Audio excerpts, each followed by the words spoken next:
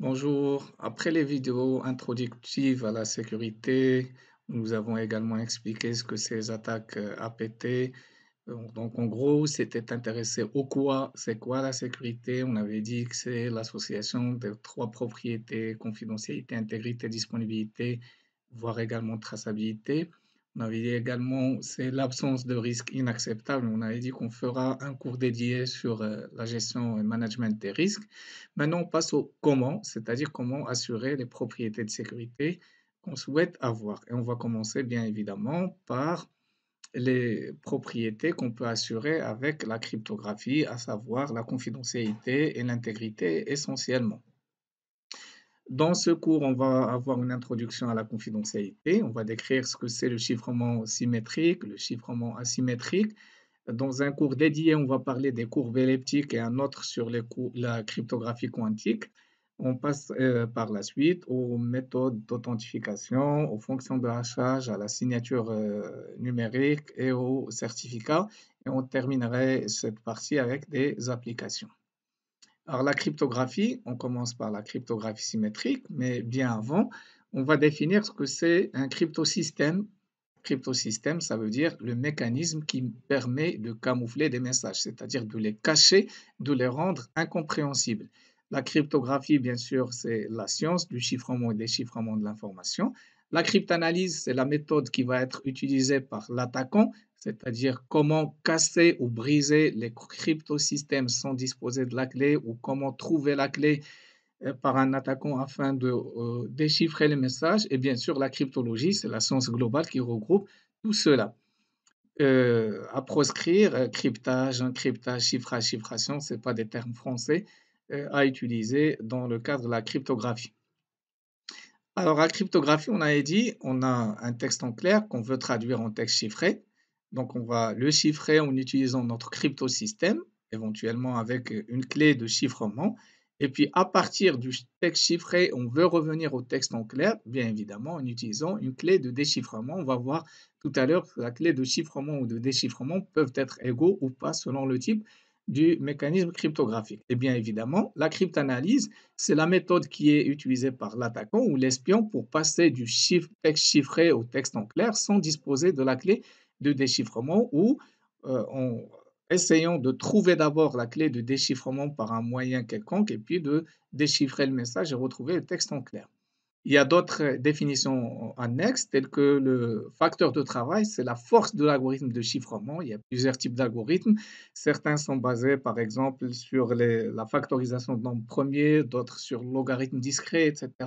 Et donc, le facteur du travail, c'est l'effort qu'il faut à un attaquant pour casser l'algorithme de chiffrement. Le key space, on s'intéresse cette fois-ci à l'espace de clés, c'est la portée du nombre de clés possibles ou disponibles. Si la clé, par exemple, est sur un bit, le nombre de clés possibles, c'est 2, soit 0, soit 1. Si la clé est sur 2 bits, le nombre de clés possibles, c'est 0, 0, 0, 1, 1, 0 et 1, 1. Et si la clé est sur n bits, bien sûr, le nombre de clés possibles, c'est 2 à la puissance n clés. Par contre, on s'intéresse également à l'entropie de la clé, c'est-à-dire le degré d'incertitude ou la force d'une clé, c'est-à-dire si par exemple une clé est une chaîne de 8 caractères, donc le space c'est 2 à la puissance 8 fois 8, c'est un caractère. Si on suppose qu'un caractère sur un octet, donc c'est 2 fois 64, mais si cette clé ne peut être constituée que des noms de jours de la semaine, du lundi au dimanche, ça veut dire que la clé peut être soit lundi, mardi, mercredi, jeudi, vendredi, samedi ou dimanche. Dans ce cas-là, on a finalement que cette possibilité, et donc l'entropie de la clé, c'est 3 parce que 2 à la puissance 3, ça fait 8 et donc ça couvre les 7 possibilités d'incertitude ou de force de la clé. Parfois, on parle également du sel ou de salt, c'est en anglais, c'est la valeur aléatoire, c'est une valeur aléatoire utilisée avec les fonctions de hachage. En général, quand on stocke des mots de passe, on ne les stocke pas seulement hachés, mais on rajoute au mot de passe un sel de manière à le stocker haché avec le sel. Et donc l'idée pourquoi, c'est que si j'utilise deux mots de passe différents, donc si j'utilise le même mot de passe sur deux applications différentes, je vais avoir deux hashes différents. Également, si je rajoute le sel à mon mot de passe avant de le hasher, ça rend le mot de passe un peu plus long et du coup, la le décryptage ou la cryptanalyse du mot de passe deviendrait encore plus difficile. Le bloc cipher, c'est le message divisé en blocs de n bits. En gros, quand on veut chiffrer un message, soit on le découpe en blocs égaux, par exemple des blocs de 64 bits, et on chiffre bloc par bloc. On prend le premier bloc, on le chiffre avec l'algorithme et la clé, on prend le deuxième bloc, on le chiffre avec l'algorithme et la clé, le troisième bloc, et ainsi de suite, et on envoie le tout. Une autre méthode de chiffrement, c'est le stream cipher, c'est-à-dire le chiffrement. Il y a le chiffrement par bloc, on vient de le voir, on va diviser le message en blocs, et le stream cipher, c'est le chiffrement continu. Ça veut dire on prend un bit du message en clair, avec un bit de la clé, on chiffre et on envoie. Deuxième bit du message en clair, deuxième bit de la clé, on chiffre et on envoie, et ainsi de suite, jusqu'à ce qu'on envoie de manière continue tous les bits du message en clair chiffré avec tous les bits de la clé. On répète la clé en cas de besoin, c'est-à-dire si la longueur du message est supérieure à la longueur de la clé. Alors, un peu d'histoire, la cryptographie jusqu'aux années 70, depuis les millénaires, c'est de la cryptographie symétrique, appelée également cryptographie conventionnelle ou cryptographie à clé secrète. Alors, vers le milieu des années 70, on commençait à avoir des problèmes liés à la distribution de la clé secrète. Et c'est là que Diffie et Hellman ont inventé un algorithme qu'on appelle Diffie-Hellman pour le partage de la clé secrète. À partir de cet algorithme de Diffie-Hellman, on a commencé à comprendre qu'effectivement, on peut avoir une partie qui est secrète de la clé et une partie peut-être qui est publique. Et on a inventé le premier système de chiffrement à clé publique qui s'appelle RSA au nom de ses inventeurs, Ravist, Shamir et Adelman. R, c'est l'initiale de Ravist, S, c'est l'initiale de Shamir et A, c'est l'initiale de Adelman.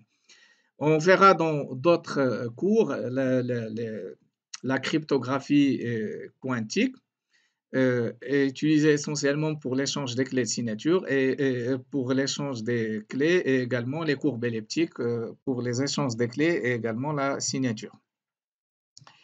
Alors, concentrons-nous sur la cryptographie symétrique. On a dit avant les années 70, tout était symétrique. Symétrique, ça veut dire on va utiliser la même clé pour chiffrer et pour déchiffrer le message. Donc ici, on voit un exemple. Par convention, le E majuscule et les parenthèses, c'est l'opération de chiffrement, ça vient de encryption. Et donc ici, dans l'exemple, on voit E de MK est égal à C, ça veut dire on chiffre le message M avec la clé K pour obtenir un cryptosystème C ou un message chiffré C. L'opération de déchiffrement, c'est D avec des crochets. D, ça vient de décrypte, décrypte. Donc ça se lit, on décrypte le message ou on déchiffre le message C avec la clé K.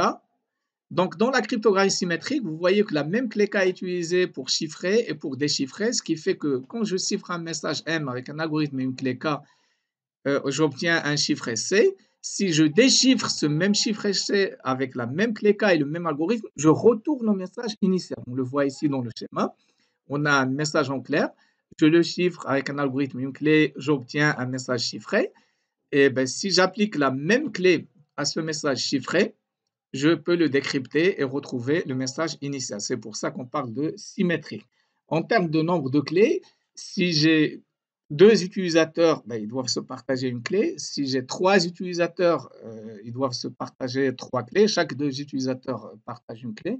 Et si j'ai n personnes ou utilisateurs, ils doivent avoir n fois n-1 sur deux clés, c'est-à-dire chaque deux utilisateurs auront une clé symétrique partagée. Alors, ce qu'il faut savoir, c'est que tous les algorithmes de chiffrement symétrique se basent sur deux opérations mathématiques et pas plus. Les opérations de substitution et l'opération de transposition. Bien sûr, avec des XOR et des multiplications et des additions, mais pas plus que ça. Ce qui fait que un exemple d'algorithme, le DES. DES, c'est un algorithme de chiffrement symétrique. La longueur des clés est de 64 bits. AES, c'est le standard actuel. La longueur des clés est de 128 bits, 192 bits ou 256 bits. Il y a 3 possibilités de clés possibles avec l'algorithme AES. J'ai dit que c'est le standard actuel aux États-Unis. Alors maintenant, les avantages et les inconvénients. Alors, les avantages, d'abord, les clés, on vient de voir, elles sont courtes. Au pire, c'est 256 bits, c'est pas grand-chose. Et puis, c'est rapide. Rapide, pourquoi? Ben, parce que toutes les opérations mathématiques sur lesquelles ils vont se baser, c'est des opérations très faciles. Un ordinateur, il permet tout à fait, ou même une carte à puce, elle permet tout à fait de faire des substitutions et des transpositions. Substitution, c'est des permutations. Transposition, c'est remplacer une lettre par une autre. Et ça, c'est facilement faisable ou exécutable par une machine, par un ordinateur. Et donc, c'est rapide. Mathématiquement, ce n'est pas compliqué. Et donc, une machine peut le faire de manière très rapide.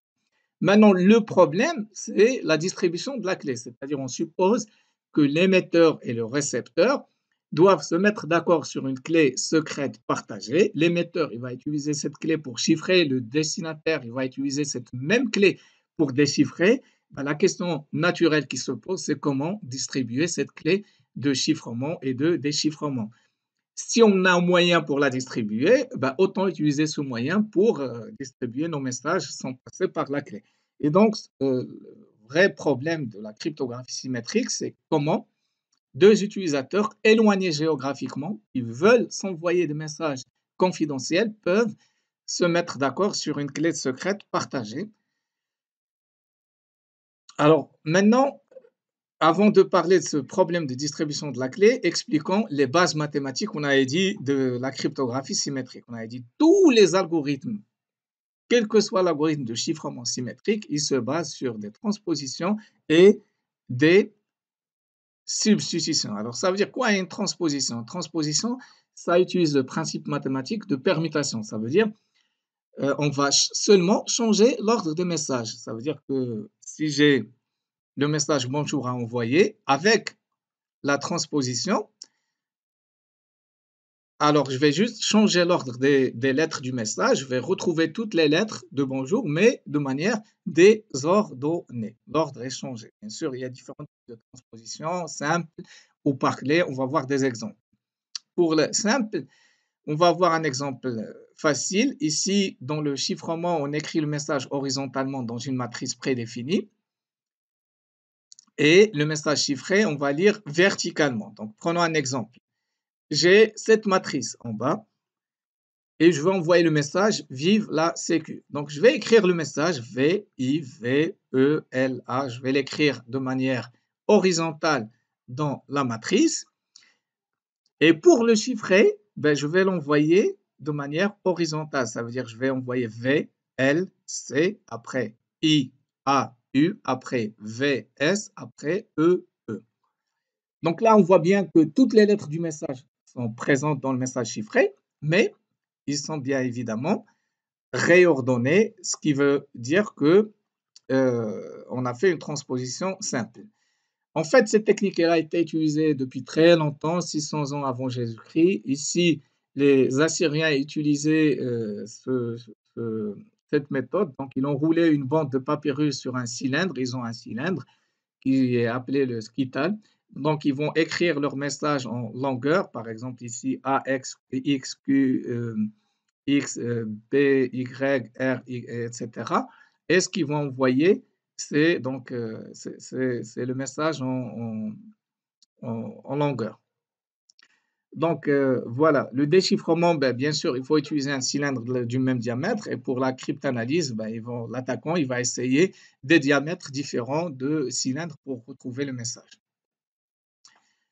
Alors, pour la substitution, on va remplacer une lettre par une autre chose, une autre lettre ou un autre symbole. Par exemple, ici, on veut envoyer bonjour, mais dans ma substitution, à chaque fois que je retrouve A, je la remplace par B. À chaque fois que je retrouve B, je la remplace par E et ainsi de suite. Donc, ça va donner un autre message avec des lettres, pas forcément les mêmes qui sont dans le message initial.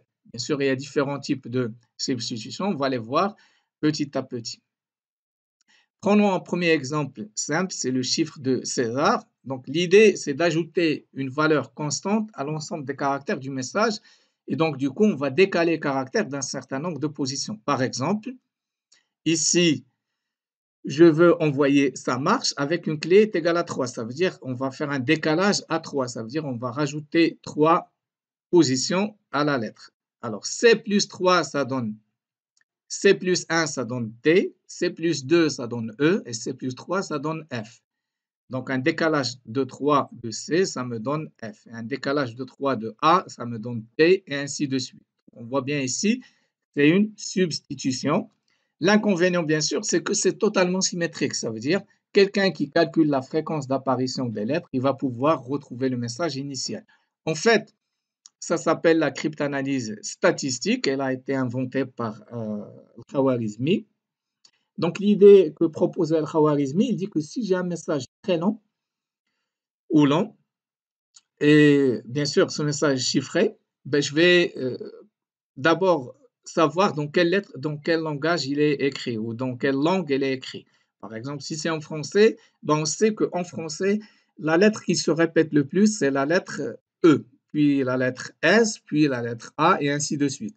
Donc, dans mon message chiffré, le symbole qui se répète le plus, je vais le remplacer par E. Et puis, le deuxième symbole qui se répète le plus, je le remplace par S. Et puis, le troisième symbole qui se répète le plus, je le remplace par A, jusqu'à terminer, faire avec tous les symboles de message chiffré. Et donc, je vais retrouver le message initial ou une indication sur le message initial.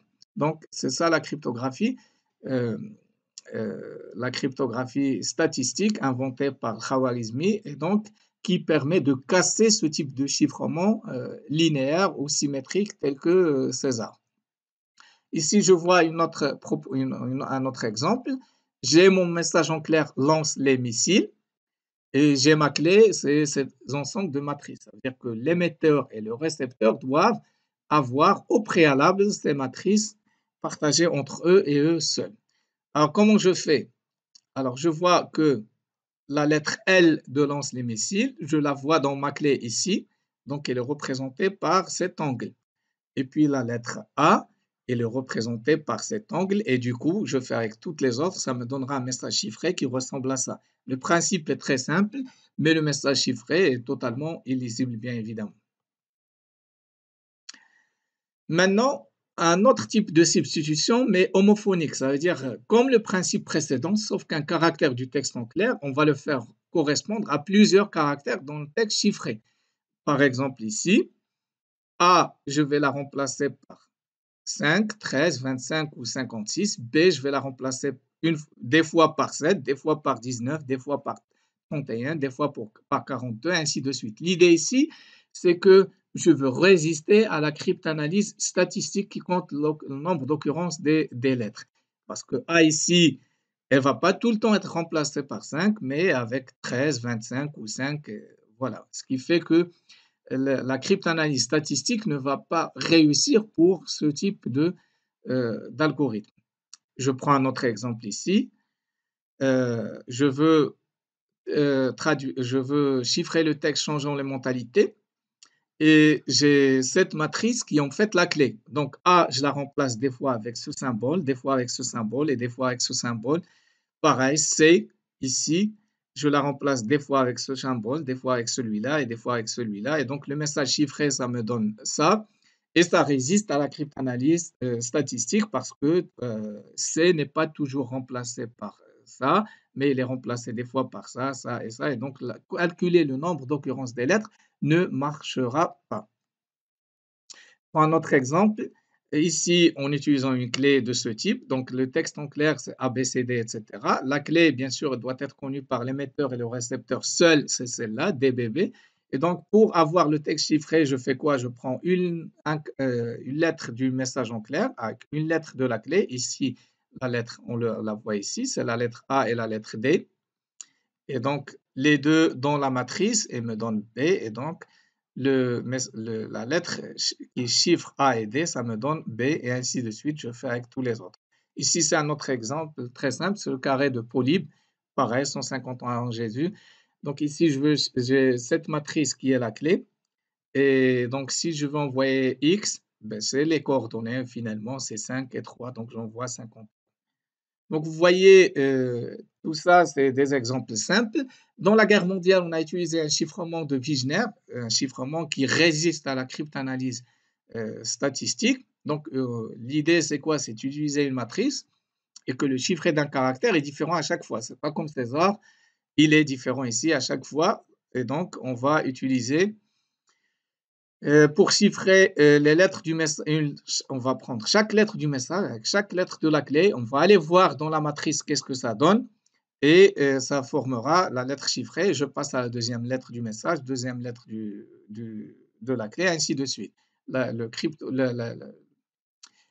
matrice de Wigner est celle-là. Et donc, ce qui est secret, ce n'est pas la matrice, mais c'est la clé. Donc, si, par exemple, je veux chiffrer to be or not to be, avec une clé qui s'appelle relation. Donc, d'abord, je duplique la clé autant de fois pour avoir une clé qui a la même longueur que le message en clair. Et après, j'ai dit, je prends première lettre avec la première lettre. Première lettre du message, c'est T. Première lettre de la clé, c'est R. Et je veux voir les deux correspondent à quoi dans la matrice. Donc, E, R et T, ça me donne la lettre K. Donc, le chiffrement, c'est la lettre K. Pareil, je passe à la deuxième lettre du message, c'est O, avec deuxième lettre de la clé, c'est E. Leur chiffrement me donne la lettre S et je fais petit à petit jusqu'à chiffrer tout le message. Et donc, ça me donne le message chiffré que je vois ici. K, on le voit ici, K, S, et si je vais L avec B, ça va me donner dans la matrice N, et ainsi de suite. Maintenant, pour le déchiffrement, ben, c'est facile, c'est juste l'opération inverse, et ça me donne le message en clair. Je prends un autre système, je terminerai par celui-là, c'est le chiffre de Hill. L'idée est pareille, c'est de ne plus coder lettre par lettre, comme tout ce qu'on a vu jusque-là, mais de coder simultanément des groupes de M lettres. Je vais, par exemple, coder par bloc, des blocs de 2 lettres ou de 3 lettres, etc. Donc, l'idée, c'est quoi? Ben, c'est d'abord, je vais construire un système linéaire, donc mathématique. Donc, j'ai besoin de chiffres et non pas de caractères. Et donc, l'idée, c'est d'abord de remplacer chaque lettre par son ordre dans l'alphabet. Par exemple, la lettre A, je la remplace par 0, la lettre B par 1, la lettre C par 2, et ainsi de suite. Deuxièmement, je vais grouper les nombres ainsi obtenus par des blocs. Supposons ici des blocs de 2 lettres. Donc, je vais coder les 2 premières lettres, puis les 2 qui suivent, et puis les 2 qui suivent dans mon message en clair, et ainsi de suite. Et pour chaque bloc de M nombres à coder, on calcule le texte codé en effectuant des combinaisons linéaires, des systèmes linéaires. Ici, un exemple. Je veux coder x1 et x2, on le voit. J'ai ma clé qui est A, B, C, D. Et donc, je construis un système linéaire pour calculer y1 et y2. Et donc, le message chiffré, ça va être y1, y2. Et je passe aux deux autres lettres du message en clair. Je chiffre également, j'envoie, et ainsi de suite. Je donne un exemple. Supposons que je veux coder le mot élection avec le chiffre de I et que la clé ABCD, c'est 3, 5, 1, D. Il me faut également le nombre de lettres que je vais utiliser dans chaque bloc. Ici, je suppose par exemple que M est égal à 2. Donc, j'ai dit, première étape, c'est découper en bloc de M lettres. Ici, M est égal à 2, donc je vais découper élection en bloc de 2 lettres. Donc, ça va donner le premier bloc qui contient EL, le deuxième bloc EC, le troisième bloc TI, et ainsi de suite. Deuxième étape, je remplace les lettres par leur nombre associé. On avait dit, j'ai besoin de chiffres. Donc, E, je la remplace par 4. J'avais dit que je remplace A par 0, B par 1, C par 2, D par 3 et E, ça me donne 4. Et ainsi de suite. Troisième étape, je fais des combinaisons linéaires pour chaque bloc. Par exemple, pour le premier bloc, je prends 4 et 11. Donc, le code de E, c'est 4, le code de L, c'est 11. Et avec cette clé, je vais construire une combinaison linéaire pour essayer de calculer Y1, Y2 en fonction de X1, X2 et de la clé ABCD. Donc, j'ai X1, X2, c'est 4 et 11. Et la clé, c'est ABCD, c'est-à-dire 3, 5, 1 et 2. Donc, ça me donne Y1 est égal à 64 et Y2 est égal à 26. Je fais la même chose pour le deuxième bloc, 4 et 2, 19 etc. Et donc, j'obtiens les Y3, Y4 et ainsi de suite. Bien sûr, la dernière étape, je calcule les restes modulo 25, c'est-à-dire 67, si je veux la, conduire, réécrire en lettres, modulo 25, ça me donne 15, Z2, ça me donne 0, et ainsi de suite. Donc 0, bien sûr, c'est A. Et donc 15, c'est P, et ça me donne un chiffret qui est P, A, W, I, T, etc. Bien sûr, on remarque ici que comme je fais des codages bloc par bloc, ça veut dire que la même lettre ne va pas forcément correspondre à un chiffret qui est le même. C'est-à-dire la même lettre va être chiffrée différemment à chaque fois. Ici, par exemple, le premier E de élection, il est transformé en P, tandis que le second, il est transformé en W. Le premier E de élection, il est par P, le deuxième par W. Parce que je n'ai pas codé E tout seul, je l'ai codé dans un bloc. Pour le déchiffrement, c'est très simple, c'est inverser l'opération mathématique, c'est-à-dire je découpe le message en blocs, j'inverse les relations données par les combinaisons linéaires. En gros, j'ai Y1, Y2 et A, B, C, D. Il faut que je retrouve X1 et X2. Et voilà. Dernier exemple, c'est le chiffre de Vernon qui a été utilisé également dans la guerre mondiale. 1917. Donc l'idée ici, c'est que la clé K est une suite binaire aléatoire de la même longueur que la clé. En fait, l'idée, c'est qu'on envoyait des espions en terre ennemie, et avant que l'espion y part, on lui donne un livre ou une feuille avec des chiffres aléatoires, et je fais une photocopie de cette feuille ou de ce livre et je le garde. Et à chaque fois que je veux coder un message, je prends la clé du livre et je code les deux. Je vous donne un exemple ici. J'ai un message, je fais un XOR avec une clé et ça me donne un cryptogramme. Donc M plus K, ça donne C. Et en fait, le XOR, il est fait bit par bit. Ça veut dire que je prends le premier bit du message, un XOR avec le premier bit de la clé, deuxième bit du message, XOR, deuxième bit de la clé, et ainsi de suite. Et en fait, c'est le principe de ce qu'on appelle l'OTP, One Time Pad, One Time Password, ou en français, le masque jetable. Le masque jetable, ça veut dire que la clé n'est utilisée qu'une et une seule fois. Dans l'exemple que j'ai dit tout à l'heure pour les espions, s'ils ont un message à chiffrer constitué de 3 lettres, ils vont dans leur cahier qu'on a photocopié avant et ils prennent 3 lettres. Ils vont chiffrer première lettre du message avec première lettre de la clé prise dans le cahier ou le livre, deuxième lettre, et ainsi de suite, troisième lettre. Et quand ils l'envoient le chiffret, ils barrent, je dis bien ils barrent, le message, la clé constituée de 3 lettres ici de leur livre.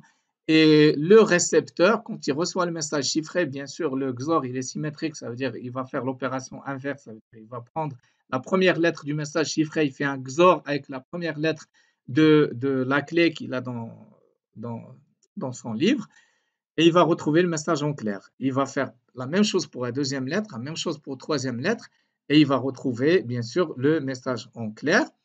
Et il va barrer lui aussi les 3 lettres qu'il a utilisées pour déchiffrer. Et lors du prochain envoi, on passera à la deuxième, à la deuxième clé utilisée dans le cahier qu'on a partagé avec l'espion, et ainsi de suite. Et en principe, c'est le seul algorithme théoriquement impossible à casser parce qu'il satisfait aux 3 propriétés importantes. Il ne faut pas que la clé soit réutilisée. Ici, dans le one-time pad, par définition, la clé n'est utilisée qu'une et une seule fois, parce que la deuxième envoi, on passera à une autre clé, troisième envoi, on voit une troisième clé, ainsi de suite. Donc, la clé n'est utilisée qu'une et une seule fois. La connaissance d'une clé ne donne aucune information sur la clé précédente. Et la clé, elle a la même longueur que le message à chiffrer. C'est-à-dire le message à chiffrer et la clé, ils ont la même longueur. Donc, c'est ce qu'on appelle le chiffrement one-time pad qui se rapproche d'un chiffrement parfait.